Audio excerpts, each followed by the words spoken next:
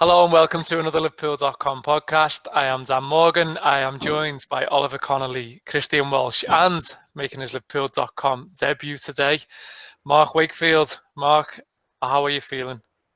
I'm good, Dan. How are you feeling? I am excited, thrilled, living off the ecstasy of the past week with Liverpool Football Club, and of course having you on board as a Liverpool.com writer. Now, a point of order before we start anything. Kristian Walsh. Do you know what I say about the Thiago thing? I don't think there's anything in it now. I can sort of go on the record now and don't think it's going to happen. I think it's just an absolute buy-and-driven thing where they're probably desperate to get him off the wage bill, even though he's a brilliant player. I don't think there's any interest from Liverpool's angle, not like concrete interest. Imagine having someone like Thiago Alcantara just like pulling the strings down the middle. It'd be absolutely incredible. Sadly, there's more chance of me signing for Man United. I tell you what, Chris, what have you got to say about that? Do you know what? What I would say about it is that Man United could probably do with someone like me at the minute. I can't believe Liverpool have signed Thiago Alcantara. I mean, there's evidence to prove that exact point. I cannot believe it. It took me by surprise, I must admit. I think I was actually. It was a genuine kind of. I think I was halfway through my cornflakes, and it was a proper, spit take. It was just like, what's that?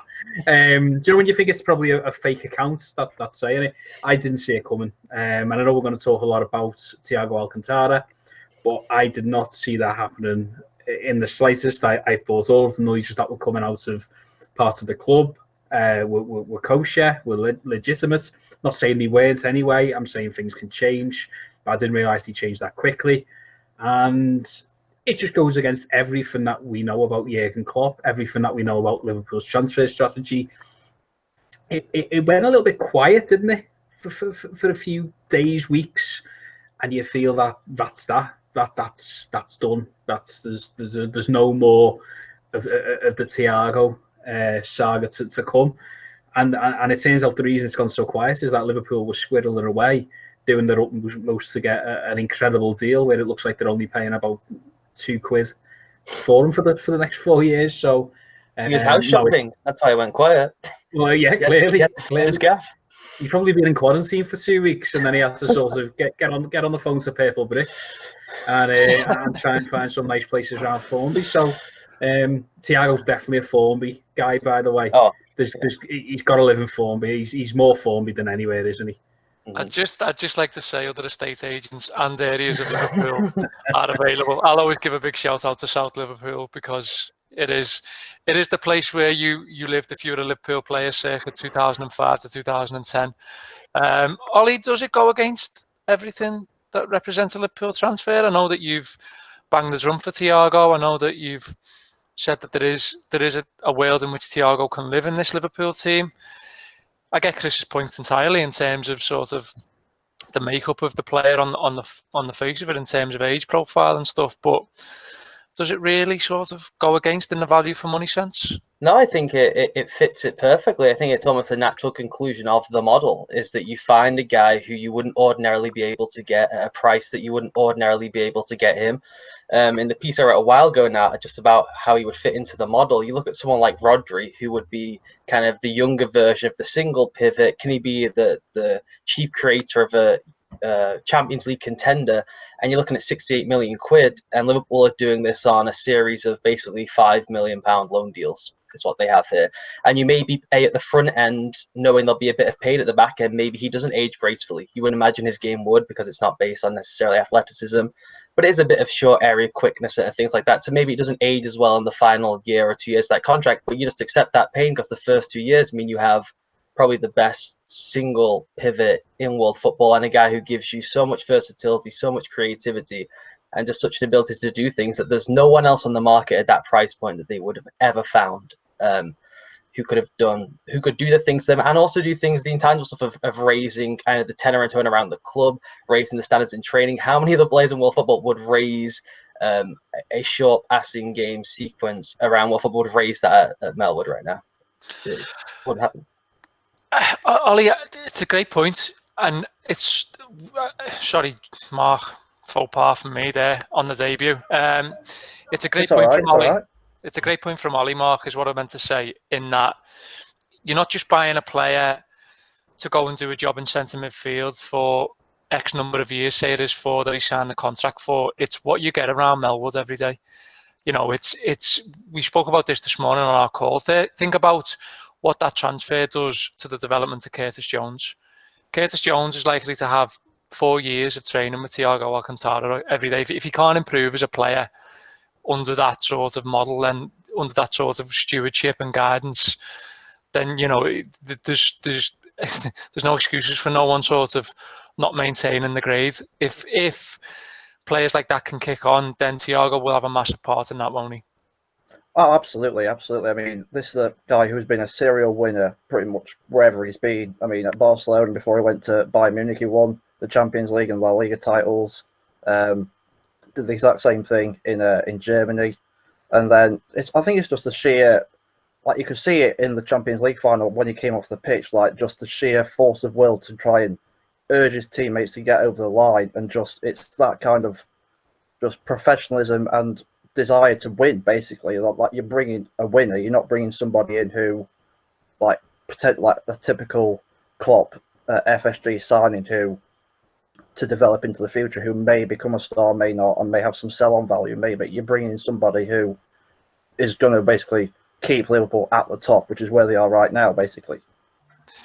Chris, what did you make of him on Sunday? One thing that stood out for me, I mean, I think that the red card in the Chelsea game is a massive red herring, if you like. I think we go on to win that game comfortably at our leisure, regardless of the red card. But one thing that really strikes me when I watch him is his ability to miss a man out with a pass.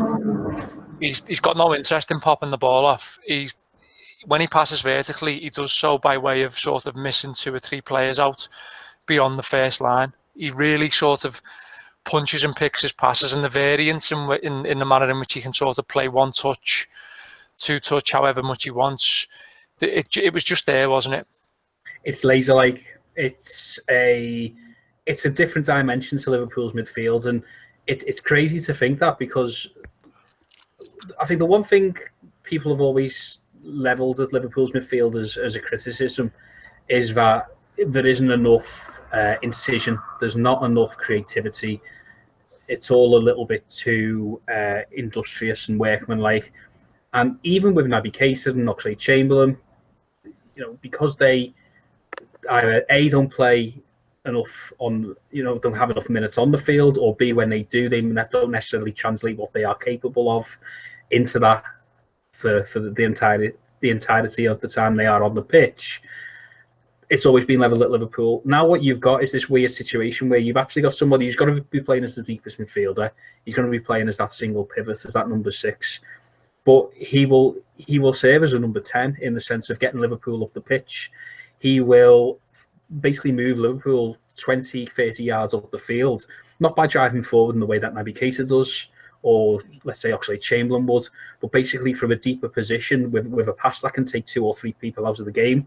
Now, I think the big difference between what he does and what, say, Oxlade-Chamberlain or Keita do, and they are 2 different sorts of players. That's not to sort of compare them like for like, but with him doing that with passing, what that means is if you lose the ball, the transition, you've still got the number 6 there waiting for him.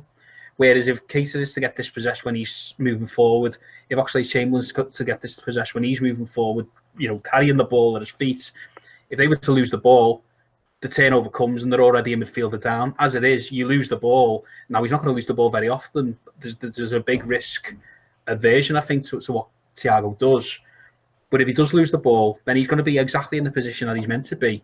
And it's going to be a lot harder to beat them in transition. So what it allows Liverpool to do is progress up the field, but take away any sort of risk about getting counter-attacked in transition.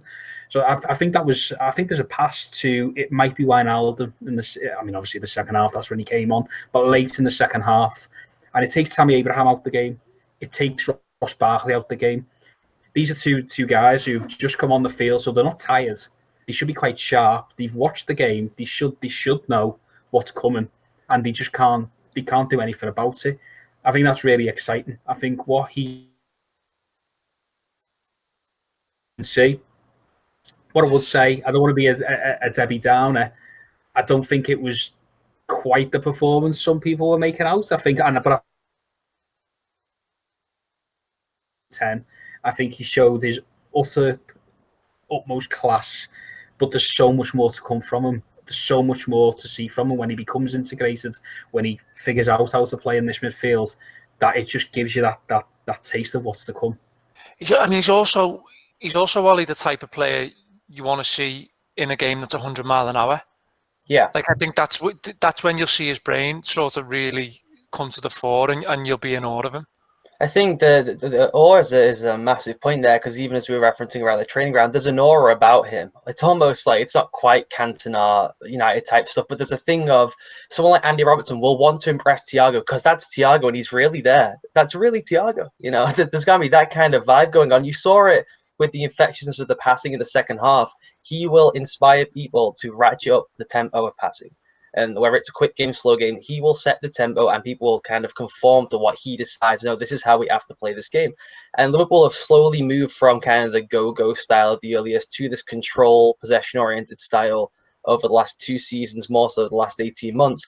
They have not had someone who is world-class at setting the tempo. I think Jordan Henderson has been a pretty close facsimile of someone who can operate at that level. I think he is massively underrated as an intensity and tempo setter. We know about the rah-rah stuff, but as a passer, he really can click through the gears and decide what this game demands, what it doesn't. I do think this is just one little jump up, that mini leap from good to all-time great levels. And this isn't saying it now that he's signed for Liverpool. This has been him throughout his entire career. It's why all the great managers have done anything possible to be with him, because they know this is a guy who just intuitively understands this game needs this tempo, this pass, this kind of game control at this moment. And you see in the Champions League final where he just knows instinctively, right now we need this, right now we need that. And he'll put out fires for managers and he'll create all kinds of danger going forward. He's just, it's perfect. Now, I'm with Chris. It was the excitement and the hype made every pass become, a compilation and what have you. The guy had been there for 24 hours. He had no idea what the system was, no idea the verbiage. Somehow knew Robbo's name, which I found surprising. And from here, if that is just kind of the entry point, good Lord, in 6 months, come on. One man who is a Liverpool signing, Mark, is Diogo Jota. Has all the hallmarks, profile, age, experience, but also numbers, and it's something we've focused on the site. When it broke, we've covered pieces around how he compares with Sadio Mane's last season at Southampton in terms of numbers and profile, and also sort of coming in off that left side. It's one that, for me, now we've made the sign, you're almost a bit frustrated that you couldn't see it before. It was so obvious in the sense that he's such a Liverpool profile. He's such a player who Liverpool would look at, Michael Edwards would look at. It's now a case of being able to work with him patiently, and also seeing those green shoots of what the manager and his team want from the player. Yeah, absolutely. It was a bit of a strange one, wasn't it? It just came out of nowhere pretty much. All the time. Liverpool have been linked with Adama Traore at Wolves, and everyone thought that if we were going to do any business with Wolves, it could be him, even though it would take probably an unlikely fee in this current market. But yeah, it was just a strange one that when you saw it, you're just surprised, why are we going for this player? But the more you thought about it, like you said, it just made sense. It's a guy who has a couple of seasons in the Premier League under his belt, got solid numbers, still got room to improve, still only 23, like you say. And I've not watched Wolves a great deal, but when I've watched them, he has always been pretty much one of their standout performers. He works hard off the ball. He just can play a number of positions. He's, like you say, a typical Klopp signing. And I think the difference it comes with the comparison to Mane is when Mane arrived, he was the main man. He was going to be playing every week. It was the start of Klopp's revolution, if you like. But this time, obviously, he's got Mane there. He's got a lot of other players to compete with, so there's not as much pressure on his shoulders to deliver right away. He can take his time, he can bed into the system, learn the style of play, and I think that will ultimately, will get better rewards going forward. Yeah, it's a stark comparison, Chris, from Wisecout, Jota in 1920. In all comps, 17 goals, 2 assists, predominantly from the left. His season total for shots was 92, dribbles 256. He wins 793 duels, which is impressive and important. Ball recoveries in the opposition half, 129. And his XG is 16.72. Now you compare that to Mane, scores against his last season against at Southampton, I should say. Scores 14, has 8 assists, 97 shots on target, 296 dribbles, 1,080 duels, 159 ball recoveries in the opponent's half, XG of 4.21. It's the stats that are familiar, but it's also the type of stats that are jumping out. Those sort of defending from the front stats, which, like I say, when you're doing the drill downs, and Liverpool's data analysis team will be a lot more in depth and complex than me pulling out a few Y-Scout stats. But at the same time, you can see sort of the identity of why they've identified him and got him. Absolutely. And there's another thing here where you find in Liverpool are doing business with clubs and managers that have a particular profile. Yeah. You've got Hansi Flick, obviously. I mean, Thiago's been under a lot of very good managers, and Niko Kovac, but so he's done that. You've got Diogo Jota now, who's pretty much had the past 4 seasons, one with Porto and 3 at Wolves, with Nuno. You even look at Takumi Minamino, and he's had Jesse Marsch, who's obviously somebody who people are really interested in. I think we're starting to see here, they obviously were interested in Timo Werner, and he had the season under Nagelsmann. I think what we're seeing now is that because Liverpool's style is so defined, and because Liverpool can essentially lure as a lot of good players from world football, it's easy to sort of look at a player and then say, well, what's he been playing as? How's he been playing? Who's he been playing under? And can we translate that? Now, Nuno and Klopp are 2 completely different managers. They play 2 completely different systems. One thing they both believe in is the idea of having your forwards pressing the front, especially the 2 either side of Jimenez. When you Wolves, you've seen basically, even against Manchester City, that Podence and Neto, they're pretty much just the next Jota. They're the next one off the conveyor belt, where they'll press, they'll harry, they'll recover the ball a lot in the final third. So yeah, there is definitely a type, and I mean I'm absolutely delighted about Jota. I think I'm almost as excited for Jota as I am for Thiago, just because Jota's someone who I've just from completely cursory looks at XG and those numbers, someone who stood out as somebody who is ready to take the leap. His numbers should be better than they are, but as we know, underperformance isn't necessarily a sign of a poor player. It just means that hopefully the positive regression to the mean will be coming, which means that Liverpool have basically signed their a potentially 16, 17 goal a season, league season player, a player who can fit in across the front 3, and ultimately is someone different. I feel like we're looking at the Mane comparison. I completely agree with that. But I think what you've got to notice with Mane is how Mane has developed at Liverpool. Mane came to Liverpool, if we remember, as a left winger. And then he got moved to the right for a season because that was the way it was. And then he got moved back out to the left. He's played up front a little bit. So what we're going to see with Jota is, although we might sort of, I suppose you could say he's the backup to Mane, I think we'll see him getting a lot of minutes leading the line. I think he might be the number 9 in a 4-2-3-1. I think you look at shot locations, you look at the way he pounces. I think one thing that Liverpool do lack, and we lacked it a little bit against Chelsea, I think it was Robertson put a brilliant ball across the face of the box in the first half. And because of the way Firmino operates, and not a criticism, it's just the way he is, but he wasn't quite there in terms of lurking.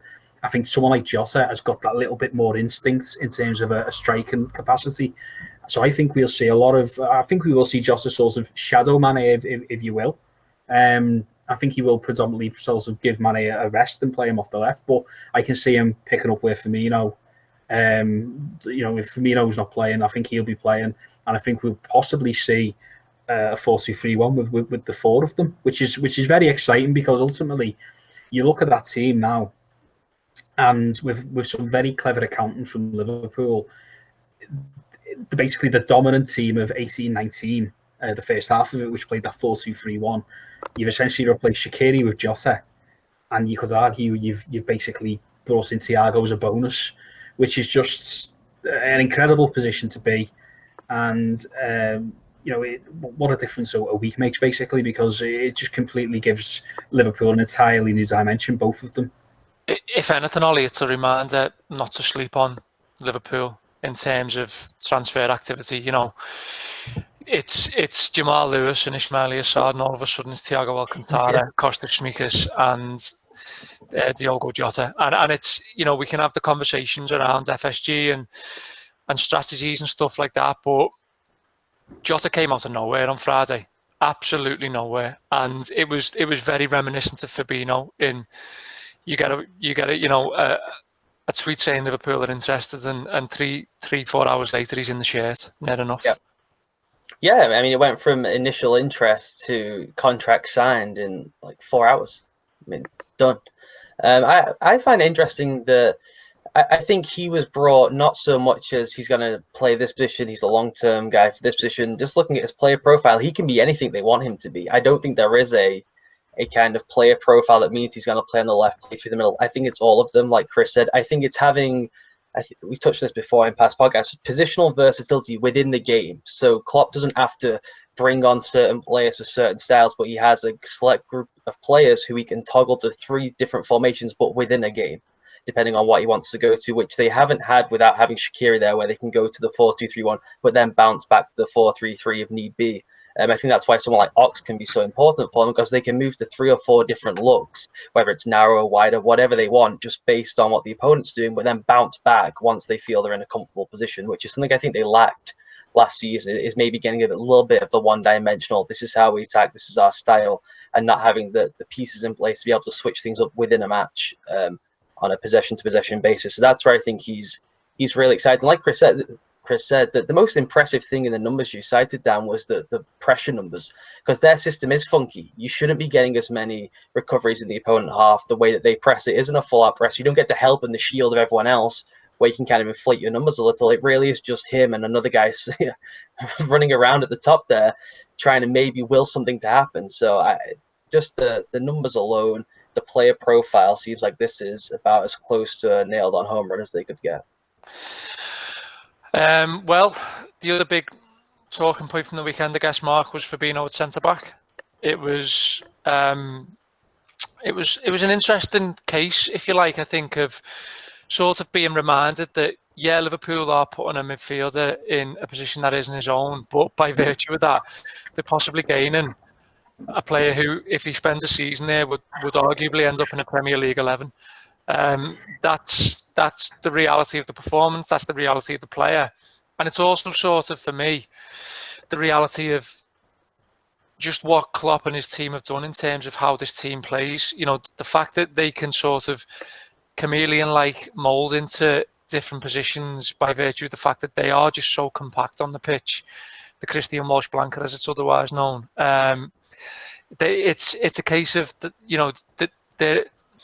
they're more sort of entwined with situations on the pitch and where to be at a certain point, as opposed to, you play in this position and you are said midfielder, you are said defender. The manner in which they sort of play constantly means to me that they're able to sort of make those transitions a lot easier. I'm not sure whether you'd agree or not. Definitely. I mean, we know Klopp likes a player who is capable of playing in multiple positions, certainly in the forward line, but we don't normally think of it as in the midfield and possibly going back into centre-back. I know Joe Gomez is another classic example of he can play centre-back and right-back. Obviously, centre-back is his preferred position, but he is versatile, and that's another reason why Klopp favours him so much. But just the way Fabinho played on Sunday, it was literally like having a world-class central midfielder, which he is, at centre-back. I mean, the passes he was dishing out, I mean, there were a couple of times where I thought he's going a bit too far into midfield, he's going to get caught out on the counter-attack, and we thought when he got lined up with Timo Werner on basically a one-on-one, that we thought, oh, here we go, he's going to get caught out. But he just showed his class from just didn't rush in, didn't dive in, didn't make a rash challenge. He just stood his ground and basically said to Werner, what have you got? What have you got for us? And, well, Werner didn't have the answer. He just calmly dispossessed him and then got the foul and just won the ball back. And that just shows the composure as well as the quality that he has. Ollie, I don't want to dig anyone out here, but here's a hypothetical for you. Let's go. If on Sunday that situation that arose in terms of the injuries to Joe Gomez and Joel Matip, and there was a stone cold, not played a minute's football, Dejan Lovren coming in, would you have been slightly more concerned than Fabinho at centre-back? Oh, yeah. Again, it's about presence and aura, right? The Fabinho just seems cool, calm. I got this. Everyone step out my way. And Lovren is a bit more haphazard. I think, I think where I'm sort of going with it is the sense of people look at having in inverted commas to play a midfielder at centre-back as a negative, as sort of a disparity to your squad strength. Where I'm going with it is you don't get the player who... A fourth-choice centre-back is fourth choice for a reason, and what that means is he doesn't play a lot of football. Mm-hmm. So to just drop a player in for Chelsea away who doesn't play a lot of football is problematic. And I don't think people really sort of caveat that when they say just go and buy a fourth-choice centre-back. Yeah. At times, can it be a benefit that you've got a player who's playing regularly but is also able to drop back? You know, he's not sort of coming in cold. Yeah, I thought they did some really interesting things to kind of help him out, particularly in the build-up play. We noted it this morning, and I'll probably write something later this week where it makes it a bit easier, people can visualize it.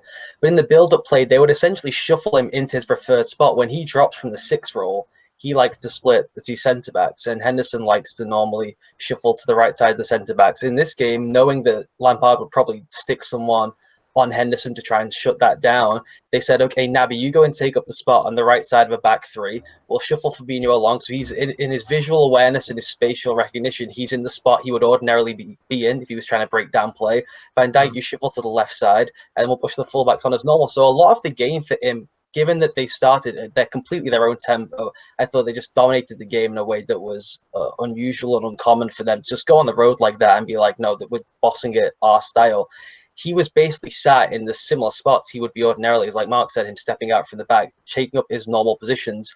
It was not an alien feeling to him, and I thought they built a really smart game plan around that idea you're saying of, well, let's just put him in spots where he's comfortable. Let's see how it fits into the overall kind of defensive structure, rather than, as you're saying, chuck someone in cold, whether it's one of the young lads or if we had Lovren back in the day. I thought it was really smart, a really smart blend of just an individual player's talent and the coaching staff being like, how do we kind of build something a bit smarter out of this and almost take advantage of the fact we've got this rare distribution from that centre-back spot. I thought it was really creative. I don't think we should forget, you know, with Lovren, for example, but let's just say he's the catch-all for a fourth-choice centre-back. You know, this all comes from the fact that Lovren didn't play for, I think it was 2.5 months in the league. I think he missed about 10 games through injury, and then he was on the bench. And then he comes in against Watford and Liverpool lose 3-0. And that wasn't necessarily because he's a bad defender. I mean, people will dispute that. I'm sure the comments on the YouTube will be telling me that he is a very bad defender. But what I would say is that, you know, sort of he's certainly not as bad as that he showed at Vicarage Road that evening. And a lot of that, I think, can be attributed to the fact that he hadn't played for 2.5 months. You know, he sort of sat on the bench. And you know, to be fair, let's sort of be fair. He comes in against Man City, I think it was in 18-19, after not starting at all in that season, and you know, keeps a clean sheet, albeit, you know, Mahrez misses a penalty. So you know, it can work both ways, but I think the big thing for me is positions. Don't look at the positions necessarily and what they would be labelled on a fantasy football game or on Football Manager. Look at their attributes. You know, ultimately, yes, Andy Robertson and Trent Alexander-Arnold are fullbacks, but what you have there in Trent is a deep lying playmaker in midfield. He's basically a number 6 who shuffles slightly out wide. In Andy Robertson, you've essentially got what is an old school number 11, if you will, sort of who can hug the touchline, get inside. They go down on whatever game as a defender left, defender right. But ignore all of that. Basically, you've got a guy there in Fabinho, and look, I'll put my hands up. I was worried about him with Werner. I thought the pace. Sometimes when Fabinho, you know, with the pace, he can struggle when he gets turned back around. It looks like he's running with a parachute opening on his back. But I think that they handled it really well, and he made sure that he didn't have too much space behind them. They were keeping a high line, but it never once was in a foot race with Werner, and that was a massive sort of that was a massive plus from Klopp and his training staff as well. So yeah, ultimately Fabinho, yes, he is a midfielder, but he's got the attributes to play as a centre back in a Jurgen Klopp side. There's some Premier League tunnel vision there too, because in the Monaco days, he played right back. Then there was games and systems in which they played 3 at the back, and he did play as a centre back because they had like 9 attacking players. They all went forward. He sat at the back. So as you're saying there, Chris, it's more about the attributes to positional space. I will confess that him one-on-one against Werner, the 2 in the first half, I did not expect that. I didn't think he had the kind of the nous and the sound to just poke it away to ride it the way he did. That was surprising. I knew he had the kind of the positional awareness, like we're saying, to stuff it out before it became an issue, but to just face someone up, body up, and then make the right play was that was unusual, I thought. We'll just move on from not the game itself, but from the Fabinho performance. Mark, it was consummate Liverpool in many ways. It's the performance we've wanted to see since, I'd argue, Atletico Madrid at home, and you could argue we got it that night. We just didn't get the result really, but they sort of, for me, it was a reminder to the world of who they are.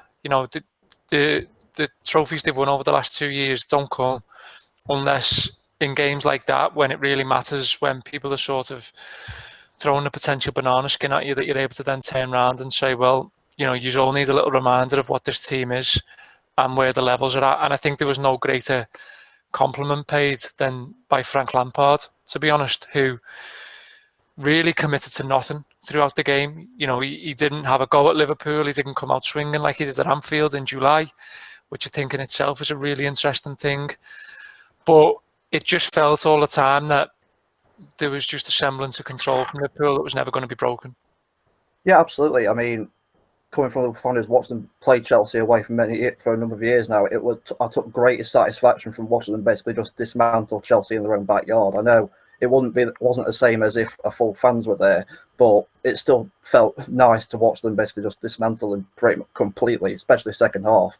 Going on to your point about reminding people who we are, I don't think anybody really had any doubt of how good this Liverpool team are. It's just recent transfers for some reason seem to dominate, override actual quality. Just because Chelsea have signed and splashed the cash, they're all of a sudden named as potential title contenders, and that may prove to be the case. We'll have to wait and see on that. But let's not forget this Liverpool team they picked up 99 points last year, 97 the year before. Quality speaks for itself. There's no doubt about how good this team are, and the fact that we have. Maybe they went there with a point to prove. They got a bit of stick from obviously conceding 3 goals against Leeds. That was a very different type of game with a newly promoted side basically out there to show them who they're about. This game there was much more on the line. It was almost like, from the outside looking, potentially a title battle early, even in the second game of the season. But it was just Liverpool just showing how good they are, and Chelsea, like you say, Lampard set his team up. I think he was just too scared. I think he was just scared of we scored 5 against them in July. He was scared of that happening again. It was very, like you say, it was very Mourinho-like with his tactics, which I thought very bizarre. It's very Mourinho-like in hanging his goalkeeper out to dry, I'll put it that way. And acting the big one on the sideline. Yeah. God knows why. You've got to back it up, Frank. You've got to back it up. Chris, there's a lot of Chelsea in that game that is just, you can't quite put your finger on why they don't come out and have another go.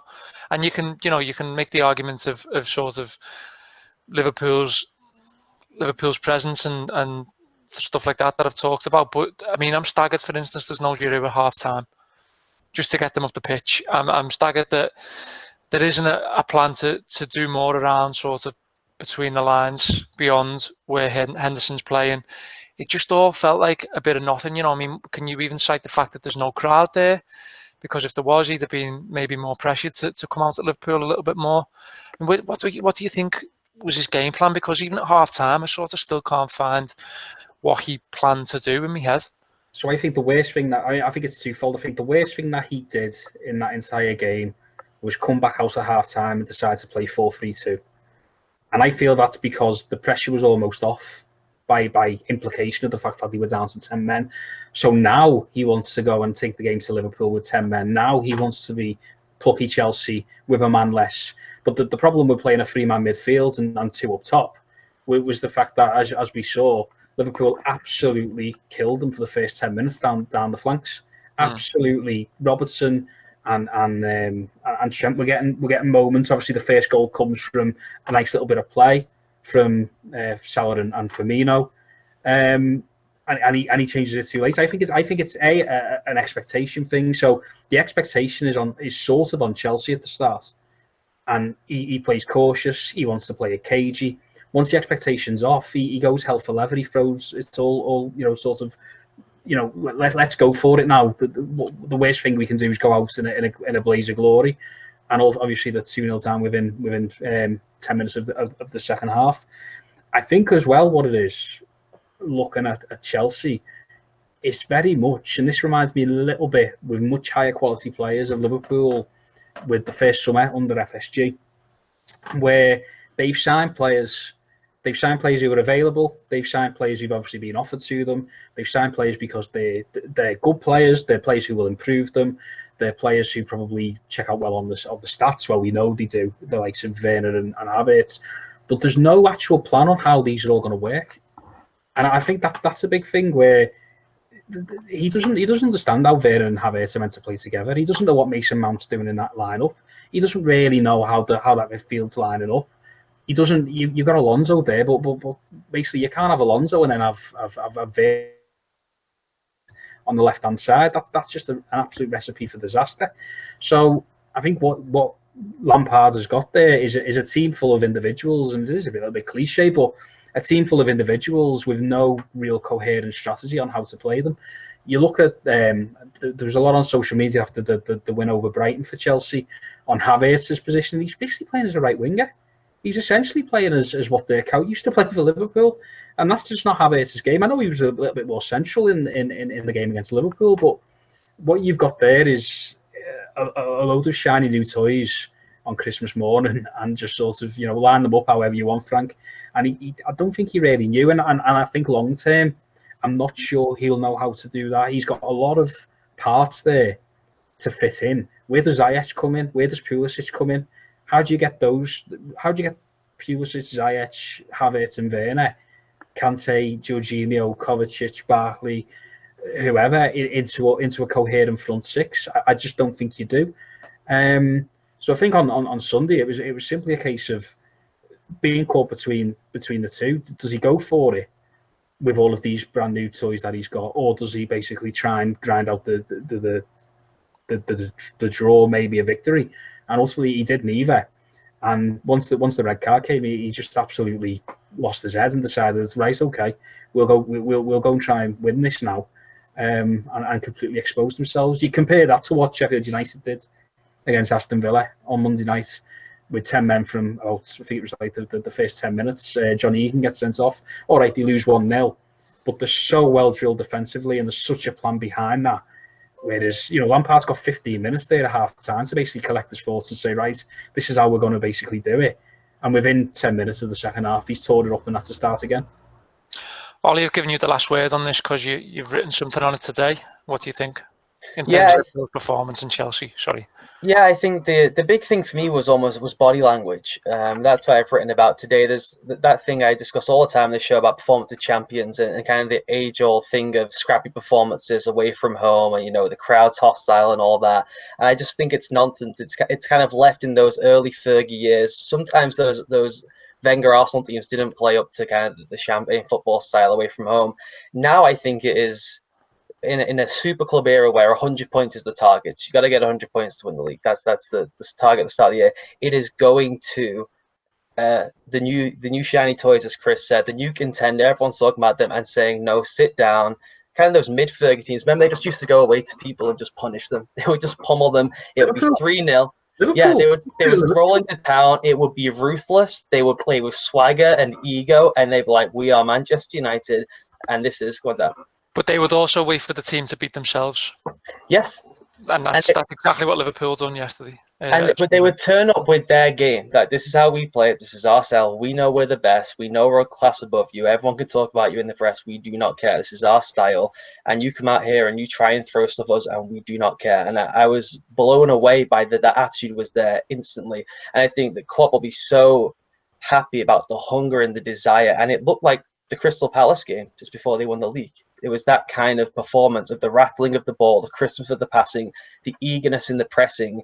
Every single check mark you would have is, does this team still have the fire? Are they still hungry? It was all there. And to go and impose it on a team like that with all the talk and all the Lampard nonsense and all the new pieces, it was a genuine championship. Like, no, we are another level above any of this nonsense at this kind of second tier. It's us and City, and you can all sit down until we play each other. I felt a lot better, just really quickly, and I'm sure, sort of let me know if you didn't, but I felt a lot better even at 0-0 than I ever did at the 4-3 against Leeds. Oh, yeah. Dan discussed it this morning.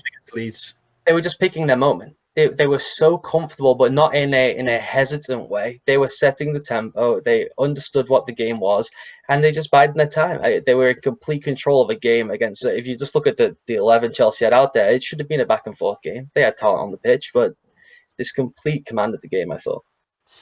Okay, quick fire to end. We are going to base this week's Liverpool.com survey in line with the structured deals for Diogo Jota and Thiago Alcantara on Liverpool's most value for money signing under FSG. So be sure to check out our pieces, and there'll be a link in there to the survey to pick your very own from a multiple choice of 7. I'm going to go around the room first, gents, and offer you your own pick before I read you out the rest of the options. Mark, who would you go for? Let's say you asked me this before, and I said it's a very tough one. You could obviously go for the obvious ones like James Milner, free transfer, Joel Matip as well, Andy Robertson for £8 million, I think it cost from Hull, Joe Gomez as well. I'm almost half inclined to go for Suarez just because he was, I think it was about 23 million pounds, I think, at the time. And yeah, you might say that, that's still quite a lot of money, but you look how good he was. I mean, he was the best footballer arguably on the planet behind Messi, maybe even on level with Messi for like a season. And, no one certainly in the Premier League and arguably in Europe could get anywhere near him. I mean, obviously, the only blemish against him there really is the fact that we didn't win a trophy while he was here. So in that aspect, I'll just have to go for him. But obviously, there's honourable mentions to the ones I've mentioned before. Chris, what about you? Well, it's not Victor Moses or Thiago Alori. I'm going to go for Sadio Mane. And I think there's in that you want to sort of stay clear in the narrative because, yes, he's the person who sort of kicks off the Klopp revolution, and we all know that. But I think there's something else with the Mane thing, and it's also about the situation and what Liverpool were facing at the time. They just lost the Europa League final. They're not in Europe whatsoever. You've got 30 million to spend on an attacker, and you absolutely have to get this right. People were, cast your mind back 4 years, people were absolutely, they were nearly marching to Anfield because Liverpool weren't going for Henrik Mkhitaryan, and Man United got Mkhitaryan instead. And obviously, Klopp used to manage Mkhitaryan. What are Liverpool doing? How can they do this? How can they go and get this fella who's been okay at best at Southampton? They had one shot basically to get that right, and they absolutely nailed it. So for £30 million, it becomes easier when you've got Salah the year after when you're in Europe. It becomes easier when you've got the money and you know what you're getting in Virgil van Dijk. In terms of Sadio Mane, it's a massive gamble for Liverpool, and one that does genuinely sort of sliding doors moment change the direction of the football club, because he's the single most important sign in that sense, because he completely changed what Liverpool were all about. Ollie, mine would be Mane too, sort of just for what he came to represent at the time. He changed everything, as Chris said. Have you got a different one? I'll go with Coutinho if you guys are taking Mane. I think, was it 8 million? They sold him for 140, which seems to still be rising. It might wind up being 215 by the time the book's written in 10 years' time. Which at the time, by the way, for the bobbly-haired lad from Brazil, was an overpay, really. Even though he would go on to have kind of that 8-month stretch where he was a genuine Ballon d'Or contender, and you felt just like the floor fell out of the team when he was taken away. And it was just classic that every time we get a player reaches this level one, the Spanish Giants comes in and says, "Oh, all right then, we'll have that one, shall we?" And the floor just fell out. But obviously, it catapulted Alisson, Van Dijk, and this team to just go to a different stratosphere. He would not have played in this team, in this style, in a title-winning season. He was just a different type of player. But still, the level he reached for that kind of money, and then what the resale value was, I think that would win it for me. I'd say the Coutinho era for me, that was like sort of my press box era, if you will. 2014 to 2018, I suppose. So he was the sort of the one player I got to see at like close quarters pretty much every week in one way or another, and he was mesmerising. Like even sort of might be the best pure footballer they've ever had. Yeah, absolutely. The technique was unreal, and I remember Bolton away, for example, in the FA Cup. No one remembers it, but it's 90 minutes, and he curls one in off the underside of the bar, 30 yards out. He's just an incredible footballer who could. I think the Spartak Moscow home game as well. He scores the penalties to start with, but Liverpool wins 7-0, and he's absolutely unplayable. Great lost game that in Liverpool's history. Oh, they have to win. They have to win. I think they had to win. Maybe a draw, but they definitely had to get a positive result. The football that night is incredible. Like it's you could watch that game every day and not get sick of it. But then a week later, they play Lampard's West Brom at home in the league and draw 0-0. And I think it was those type of games that made Jurgen Klopp realise, do you know what, there's something not quite right here. It'll work in these spurts, but if we want the consistency. And I think also just really quickly on in terms of value for money as well and what things represent on a wider scale, I think Coutinho was a massive thing in the sense of it's okay, it's going to be okay. We lost Alonso and we lost Suarez, and it all went to absolute pot. But honestly, but trust me, it's going to be okay. We know what we're doing. We know that the collective is bigger than the individual here.